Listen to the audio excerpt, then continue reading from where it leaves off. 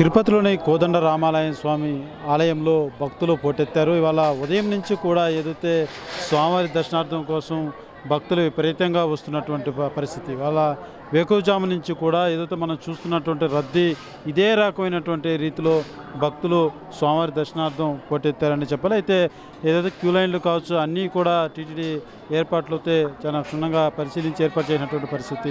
అయితే లోపల ఆలయం లోపల కూడా ప్రత్యేక అలంకరణతో భక్తులు ఆకట్టుకునేలాగా పుష్పాలంకరణ, అదే రకంగా వివిధ సేవలన్నీ కూడా స్వామివారికి ప్రత్యేక సేవలన్నీ కూడా ఇవాళ నడుస్తున్నాయి.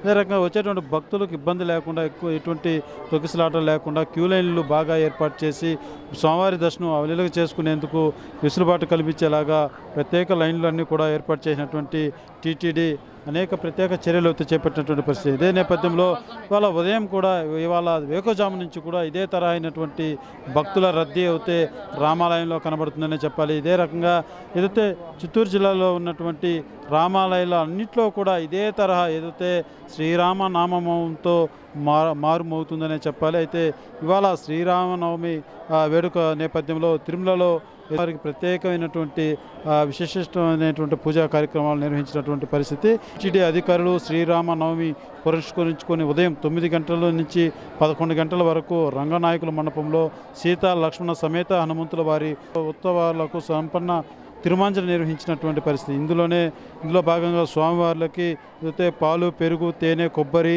పసుపు, చందనాలతో అర్చకులు రంగనాయక మండపంలో విశేషమైనటువంటి పూజా కార్యక్రమాలు కూడా నిర్వహించినటువంటి పరిస్థితి. అయితే భక్తులు ఒకసారి మనం చూడొచ్చు. క్యూ లైన్ అంతా బాగుందండి. ఎక్కువ జనం వచ్చినా కూడా బాగా మేనేజ్ చేస్తున్నారు. అందరికీ వాటర్ బాటిల్స్ అన్నీ సప్లై చేస్తున్నారు. రాముల వారి దర్శనం చేసుకోవడం మాకు చాలా ఆనందంగా ఉంది.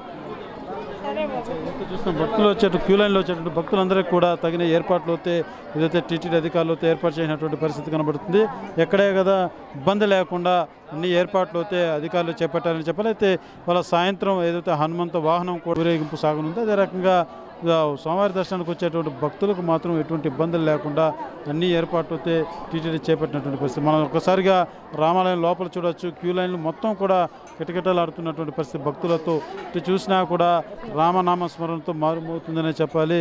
అయితే వచ్చినటువంటి భక్తులకు ఎటువంటి ఇబ్బంది లేకుండా అయితే అన్ని ఏర్పాట్లు చేసినటువంటి టీటీడీ ప్రతి ఒక్కరికి కూడా ఇబ్బందికరం లేకుండా అన్ని ఏర్పాట్లతోటి స్వామివారిని దర్శించుకుంటున్నటువంటి పరిస్థితి మాత్రం తిరుపతి కోదండ రామాలయంలో నెలకొందని చెప్పాలి. కెమెరా పర్సన్ కోటితో సురేష్, RTV, తిరుపతి. మరిన్ని వీడియోస్ కోసం ఛానల్ ని సబ్స్క్రైబ్ చేయండి. లేటెస్ట్ అప్డేట్స్ కోసం వాట్సాప్ ఛానల్ ని ఫాలో అవ్వండి. ఆ లింక్ డిస్క్రిప్షన్ లో ఉంది.